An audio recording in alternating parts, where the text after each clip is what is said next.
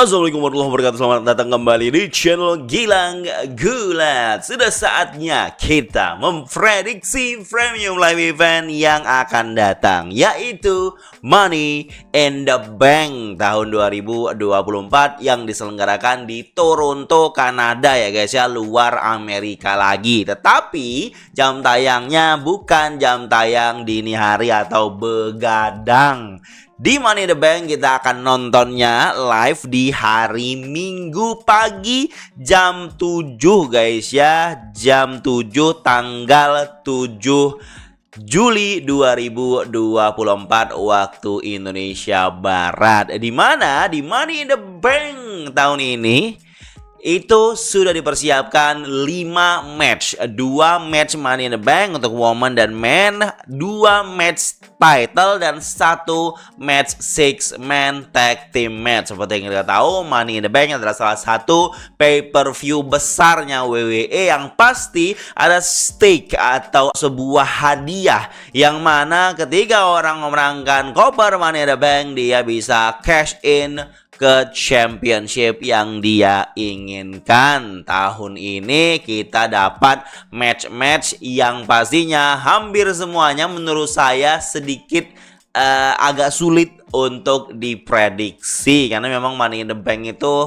kita bisa expect di unexpected guys ya. Tahun lalu saya berharap ini, yakin banget ini yang menang, tapi ternyata bukan yang itu. Tetapi selain match Money in the Bank ladder match yang kita dapatkan di sini, ada match title juga yang tidak mudah diprediksi begitu saja. Di video kali ini kita analisa guys ya bersama-sama, dan sedikit kita recap apa cerita menuju match tersebut. Selengkapnya kita bahas di Gulat Prediksi. Nggak ada intronya guys ya. Sampai sekarang belum bikin intro prediksi saya. Nggak apa-apa lah ya. Sebelum kita fokus ngomongin ladder match, itu kita taruh di belakang. Kita fokus dulu ke match lainnya, yaitu match pertama 6-man tag team match, The Bloodline version of Solo Sikoa, yang mana yang bertanding di sini kemungkinan besar Solo Sikoa, Tama Tonga dan Jacob Fatu melawan tim babyface kita, Cody Rhodes, Randy Orton, dan juga Kevin Owens guys. Ini sebuah match up yang menurut saya cukup seru terlihatnya, dan ini sudah digadang-gadang atau di build up sejak Cody menang di pay-per-view sebelumnya, yaitu Clash at the Castle Skotlandia.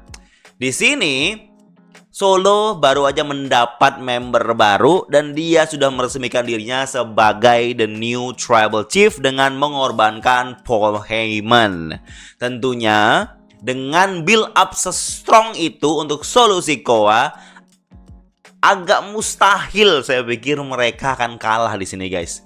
Jadi prediksi saya kemungkinan match ini dimenangkan oleh heel, oleh The Bloodline. Entah bagaimana caranya nanti, mungkin Solo akan mendatangkan member barunya yang kita sebut digadang-gadang itu Higuleo, ataupun tidak, karena memang untuk orang berempat ini aja udah cukup strong guys untuk mengalahkan tim babyface yang ada. Bukan saya mendiskreditkan bagaimana kekuatannya Cody Rhodes ataupun kekuatannya Randy Orton bahkan dan juga Kevin Owens, tetapi momentum yang besar, momentum build up yang dibutuhkan oleh seorang Bloodline, oleh seorang Solo Sikoa itu terjadi match atau pertandingan ini guys. Solo dan timnya harus menang karena dia akan disiapkan untuk sebuah pertarungan yang lebih besar. Masa baru aja mereka mau build up besar kalah di match seperti ini?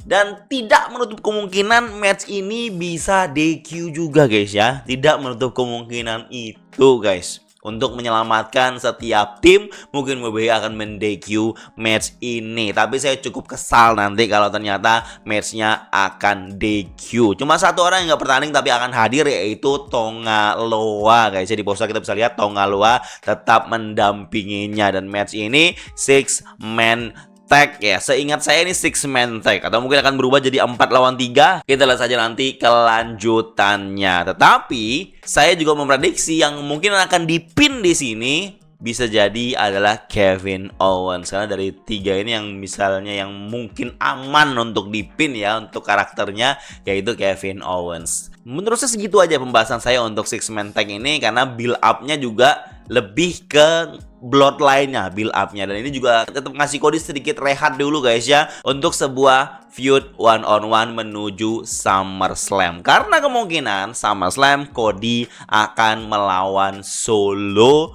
untuk WWE Undisputed Championship. Terus Roman kapan keluarnya bang? Sabar guys.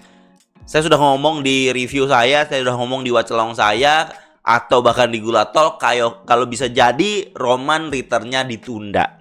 Tapi tidak menutup kemungkinan dia akan muncul juga, dan bahkan plannya juga akan kembali seperti jika memang plannya si Solo melawan Roman Reigns guys. Kita lanjut ke match berikutnya. Kita bahas match title pertama kita, Intercontinental Championship match, Sami Zayn melawan Bron Breakker. Ekspektasi saya dari build up cerita ini, saya berharap ini fatal 4-way. Sheamus, Ludwig, Bron Breakker, dan Sami Zayn. Karena ceritanya kan, Bron Breakker ini memang nantang Sami. Setelah Sami urusan sama Gable selesai, nggak ada lagi perpanjang urusan mereka, si Bron Breakker ini kan nantang Sami. Tapi Sheamus masuk bilang katanya Bron Breakker ini anak baru, jangan sok-sok nantang. Ya udah, mereka match day one on one untuk contender, tapi ternyata matchnya diskualifikasi karena gangguan Ludwig Kaiser. Dan kemudian Ludwig Kaiser di match lawan Bron Breakker juga dan diganggu oleh Sheamus. Bron Breakker kan ngajar juga mereka tuh ketika ada yang mengganggu begitu. Dan ekspektasi saya besar di fatal 4-way. Tapi mungkin plan itu berganti karena Ludwig cedera. Atau bahkan memang dari awal plannya hanya untuk Bron Breakker guys. Jadi sama sekali saya tidak berharap di sini saya akan dapatkan new champion. Dan jelas Sami Zayn di sini adalah tempat dia, Kanada, kandangnya Sami Zayn. Jadi Sami Zayn dikasih sebuah match di Money in the Bank ini karena ini Kanada.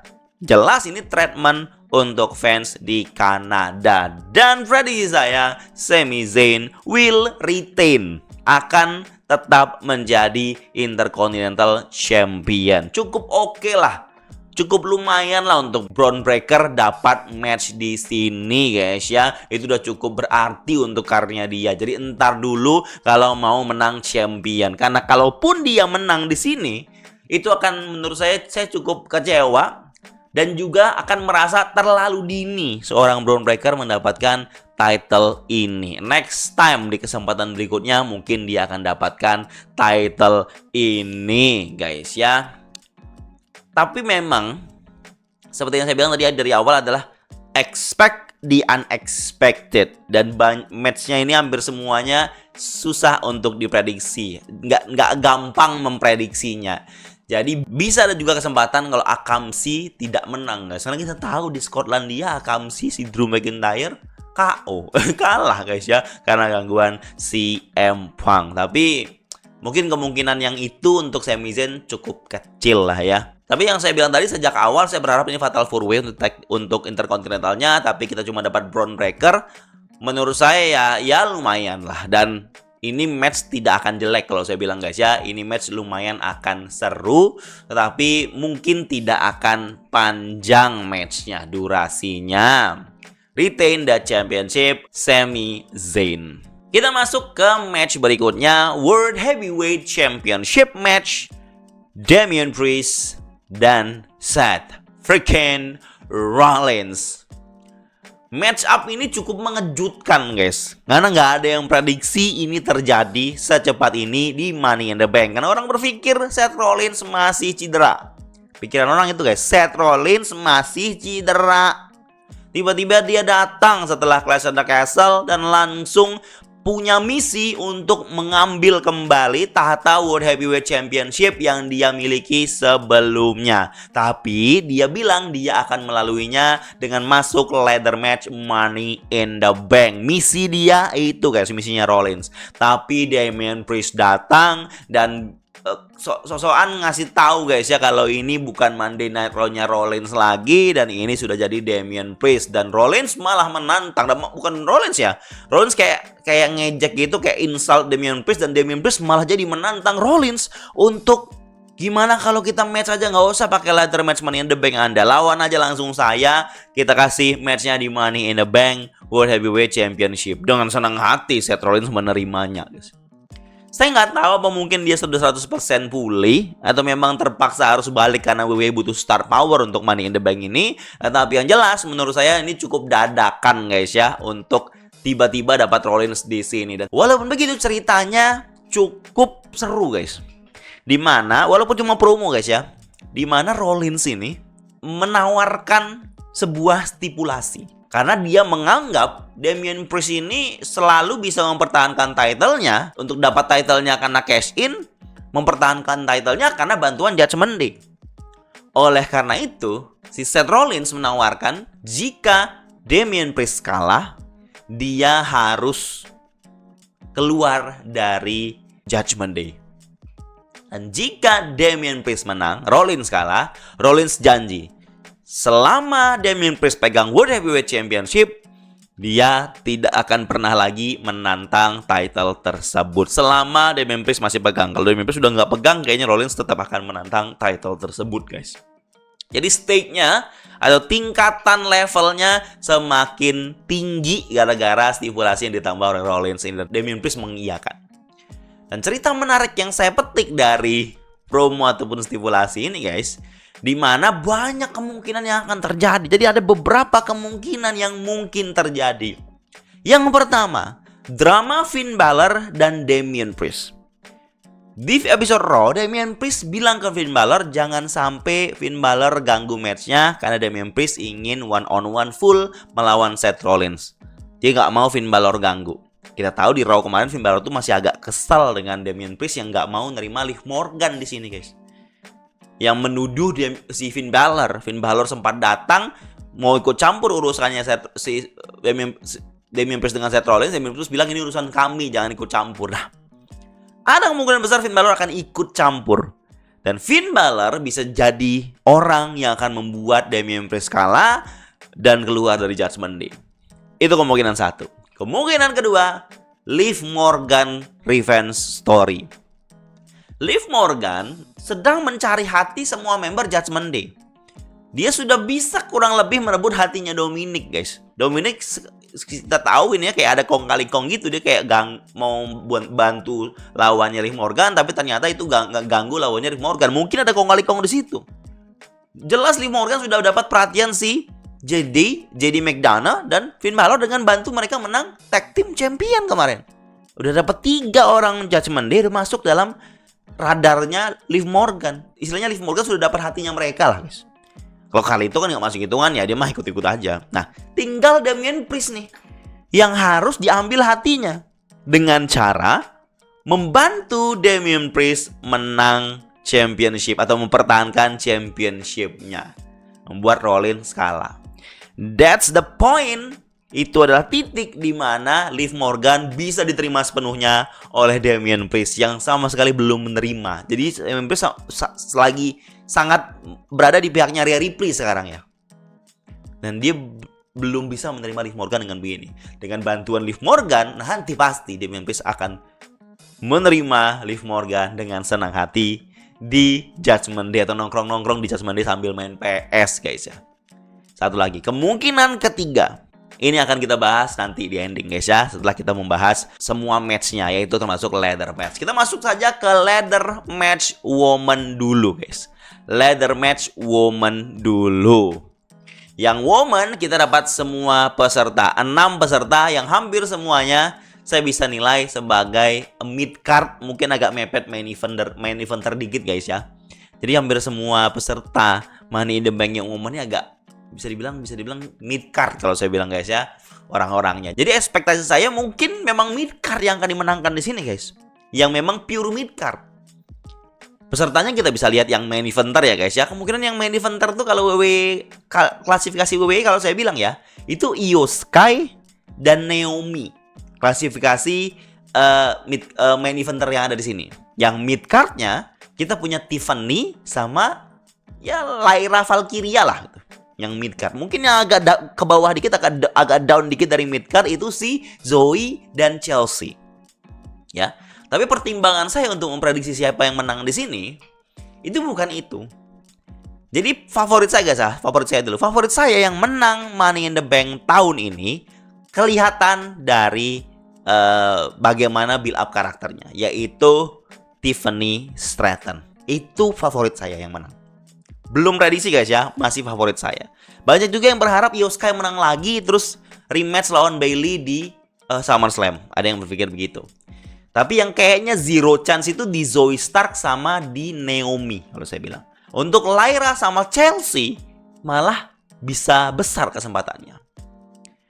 Untuk dari 6 orang ini. Di prediksi saya tahun lalu cukup mudah saya memprediksinya dan benar juga ya. Yaitu Io Sky yang dapat Money in the Bank. Tahun ini saya kira kayaknya Io Sky sudah nggak dapat kesempatan lagi. Udah sekali aja guys ya kalau saya bilang yang untuk Io Sky. Tapi kalaupun menang dia ya nggak tahu juga guys. Keputusan WWE seperti itu. Justru saya berharap sesuatu twist yang WWE berikan di ladder match woman ini. Yang saya prediksi memenangkan Money in the Bank 2024 untuk woman yaitu Chelsea Green guys. Mungkin agak konyol ya saya milih Chelsea Green di sini guys. Tapi let me explain. Coba bayangin dulu guys. Chelsea Green dengan karakter yang seperti ini pegang Money in the Bank selama berbulan-bulan hingga setahun. Saya melihatnya cukup entertaining. Seorang Chelsea Green dapat koper Money in the Bank. Saya coba ngilangin dulu ekspektasi saya dia menang World Champion gara-gara koper ini guys ya. Saya hilangin dulu. Saya cuma berpikir akan seru dan entertaining. Chelsea Green memegang Money in the Bank briefcase sepanjang entrance-nya, sepanjang aksinya, hingga berbulan-bulan lamanya. Ya seperti Carmella yang pegangnya lama. Dan lama-lama ya terkesan dia layak juga guys pegang World Champion. Untuk awal-awal mungkin kita akan rasa konyol banget, jobber, mid-card dapat briefcase buat apa. Tapi lama-lama layak-layak juga itu bookingannya setelah itu gitu. Kemarin Piper Niven udah dapat spotnya menjadi main eventer di Clash at the Castle. Nah mungkin sekarang giliran Chelsea Green. Sejak Chelsea Green return, dia nggak pernah dapat spot besar. Dia sama sekali tidak pernah diperhitungkan untuk menang sebuah title besar, untuk bahkan jadi contender untuk single title woman.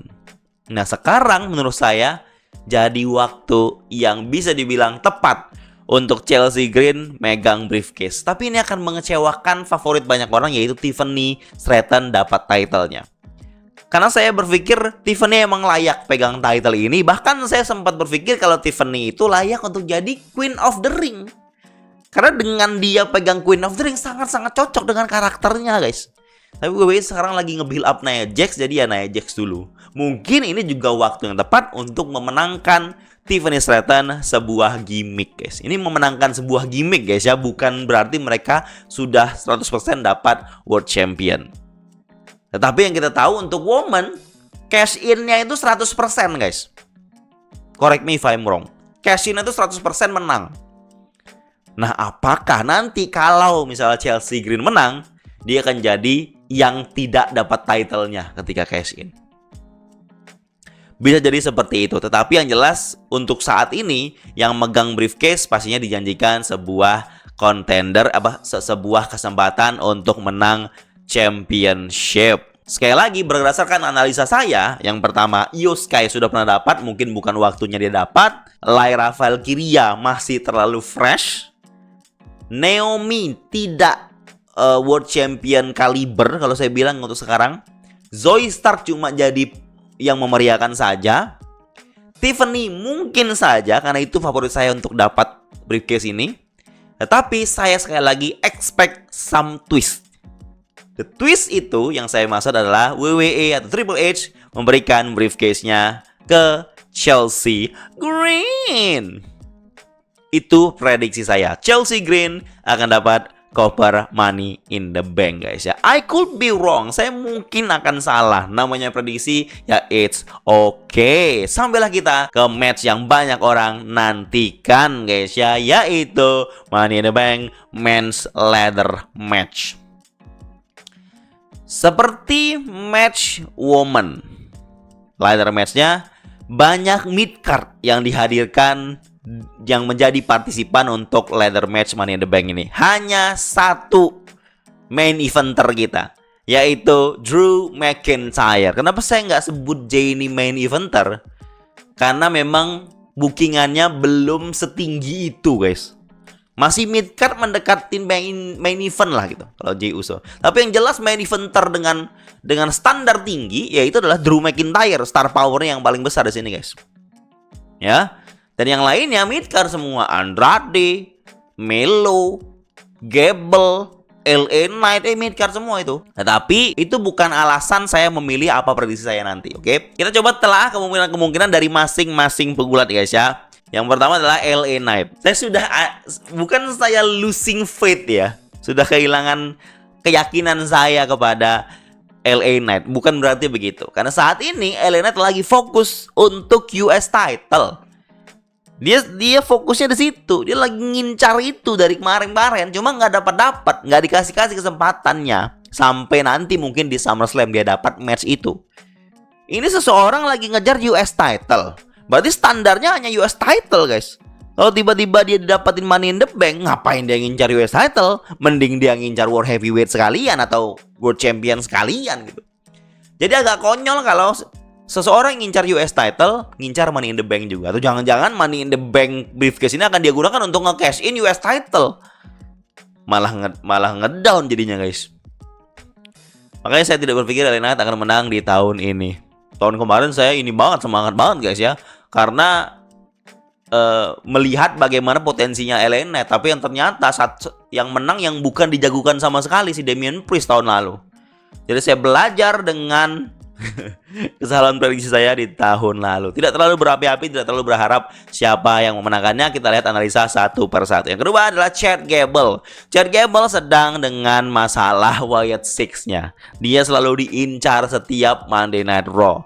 Bukan tidak mungkin Gable juga jadi incaran Wyatt Six di ladder match ini guys ya. Mungkin dia dihajar, mungkin lampunya dimatiin pas dia ngambil koper dan lain sebagainya. Tapi Gable susah untuk menang koper ini. Tapi kalaupun Gable menang, saya senang sekali guys. Tapi karena saya memprediksi berdasarkan kemungkinan dari build up yang ada, ya Gable sulit untuk menang.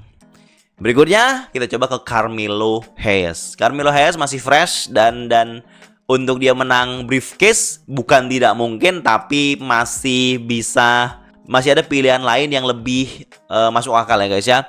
Dan juga di sini Carmelo ini lagi fokus ngejek-ngejek LA Knight ya. Dia mungkin jadi orang yang akan menantang US title-nya kalau LA Knight menang nanti. Pasti si Melo ini yang selalu ngejek-ngejek LA Knight. Jadi fokusnya Melo di sini bukan menang Melo in the Bank-nya dia, tapi ya dia mungkin akan ganggu LA Knight. Membuat LA Knight kalah tuh, bahkan LA Knight akan diganggu sama Logan Paul guys. Let's see. Kemudian Andrade, buat apa kita berpikir Andrade menang guys kalau saya bilangnya. Andrade fokus ceritanya masih ke Latino yang ada di SmackDown. Dia aja ngomong waktu dia masuk Raw, waktu dia pindah dari AEW guys ya, dia masuk ke Raw itu, dia di interview katanya di SmackDown sudah terlalu banyak Latino. Saya lebih baik untuk fokus ke yang lain karena saya nggak yang ekspektasi harus selalu Latino dibenturkan dengan Latino. Tapi dia masuk SmackDown kemarin, Latino lagi dia ngurusin si Santos Escobar juga dia bersama Apollo Crews. Dan dimasukkan si Andrade ke match ini, pasti matchnya akan seru guys. Andrade juga pasti akan menunjang kualitas matchnya. Tapi untuk menang, nggak dulu kalau saya bilang. Nah, tinggal dua ini. Ini kemungkinan favoritnya untuk menang tinggal cuma dua ini guys. Main event Jey Uso, Money in the Bank, dan juga Drew McIntyre. Jey difavoritkan menang. Sejak awal dia mengumumkan dia masuk ladder match ini, dia ingin masuk ladder match ini dan dia lolos pertama kalinya. Untuk saya merasa sangat yakin guys. Yakin saya. Jey ini bisa megang Money in the Bank dan deserve Jey Dia pernah main event World Heavyweight dan dia kalah lawan Damian Priest di Backlash. Dan dia ngasih match yang bagus. Nah, dia pegang Copper menurut saya pantas dan layak. Karena dia sudah layak untuk menjadi World Heavyweight Champion walaupun masih dari mid card beranjak ke main event karena bookingannya masih belum kuat kalau saya bilang. Nah, seorang mid card menuju main event termenang briefcase itu masih masuk akal. Tetapi setelah melihat Drew McIntyre masuk dengan misi untuk merebut kembali, untuk membalas dendamnya ke Damian Priest dengan meng-cash in Damian Priest, keyakinan banyak orang pastinya berubah ke Drew McIntyre. Ini saya guys ya, saya memfavoritkan Jey Uso yang menang Copper Money in the Bank. Saya guys, favorit saya itu. Favorit ya guys ya. Tapi ada kemungkinan Drew McIntyre menang. Kita tahu kan, Drew sudah menghajar CM Punk. Udah di rumah lah CM Punk. Dan dia berpikir CM Punk itu akan nonton dia dapat briefcase. Dan dia berjanji, Drew McIntyre berjanji kalau dia menang briefcase-nya, dia mau langsung cash in ke match World Heavyweight Championship. Rollins lawan Damian Priest. Dia udah janji tuh. Jadi kita kalau misalnya si Drew menang, kita kemungkinan besar nggak akan dapat gimmick Copper untuk laki-laki sepanjang tahun. Itu yang kita dapat resikonya. Nah, ini jadi kemungkinan ketiga saya untuk World Heavyweight Championship match tadi, yaitu di cash in sama Drew McIntyre. Berhasil apa enggak? Ntar dulu guys, berhasil. Kita ada kemungkinan berikutnya, yaitu CM Punk. Jadi CM Punk ini kan gak pernah muncul lagi sejak dihajar oleh Drew McIntyre. Dan Drew McIntyre berasumsi CM Punk di rumah kan nonton. Tapi bisa jadi CM Punk datang. CM Punk bisa jadi datang pas Drew mau ngambil Copper. Jadi yang menang Jey Uso. Pikiran saya itu. Bisa jadi juga enggak. Bisa jadi CM Punk tidak hadir di Money in the Bank match ini dan Drew menang. Drew menang briefcase-nya guys. Tapi ketika nanti Drew cash in, disitulah CM Punk akan screw Drew McIntyre lagi guys. Membuat si Damian Priest tetap bisa mendapatkan atau mempertahankan title-nya bro. Itu kemungkinan menurut saya yang cukup liar guys. Tapi itu bisa terjadi. Sekali lagi saya bilang, expect the unexpected. Expect a twist yang WWE siapkan di Money in the Bank tahun ini. Asumsi saya kalau Money in the Bank jadi match pertama, kalau Money in the Bank ladder match jadi match pertama yang main ini, kemungkinan besarnya itu Drew menang, Drew cash in. Kalau Money in the Bank ada di belakang-belakang, kita bisa expect bukan Drew yang menang, diganggu oleh CM Punk.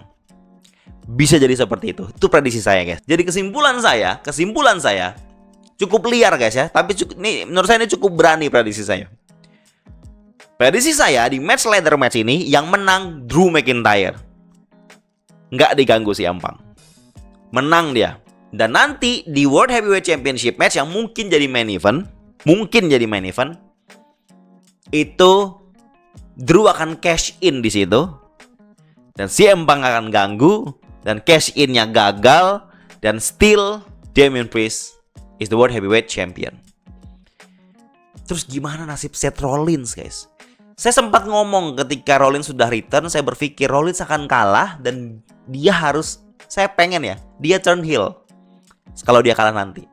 Tapi ada juga guys, kemungkinan Rollins menang. Ada kemungkinan itu guys. Karena mungkin saja WWE mau buat prahara yang lebih mendalam di Judgment Day. Jadi dia pindahin ke Rollins dulu championnya. Atau bahkan Rollins akan dapat feud baru, entah siapa yang akan ganggu dia nanti. Jadi untuk World Heavyweight Championship match ini juga masih banyak kemungkinannya. Ada yang bilang kalau Roman Reigns akan return, yang ganggu Rollins bahkan untuk nantang Rollins, karena masalahnya Roman Reigns kan sama Rollins waktu itu. Mungkin itu juga. Jadi banyak sekali kemungkinannya guys ya. Yang seperti saya jelaskan tadi untuk match World Heavyweight Championship. Tapi saya udah prediksi belum ya? Ya, World Heavyweight Championship saya prediksi akan retain Damian Priest dengan drama cash in tadi. Tapi kalau cash in itu tidak terjadi dan Drew kalah, berarti mungkin Jey Uso yang menang. Tapi prediksi saya sekali lagi ya guys ya, biar yakin aja. Prediksi saya, kita recap. Yang pertama, yang menang adalah Bloodline untuk 6-man tag team. Terus Intercontinental Sami Zayn retain the champion. Terus World Heavyweight Championship yang menang Damian Priest, Women's Ladder Match yang menang Chelsea Green, dan Men's Ladder Match yang menang Drew McIntyre, dan cash in ke match main event dan gagal karena diganggu CM Punk. Itu membuat match SummerSlam Drew dan CM Punk akan sangat menggairahkan, akan memberikan kita the big fight feel with the big and massive storyline yang di-build up berbulan-bulan lamanya. And that's all my prediction for Money in the Bank 2024. It's gonna be a great show, dan sekali lagi expect the unexpected and expect a twist dari WWE. Kalau teman-teman punya prediksi yang mungkin berbeda dengan saya, silahkan komen di bawah. Terima kasih buat teman-teman yang selalu setia menjadi subscriber Gilang Gulat Super terus, and thank you.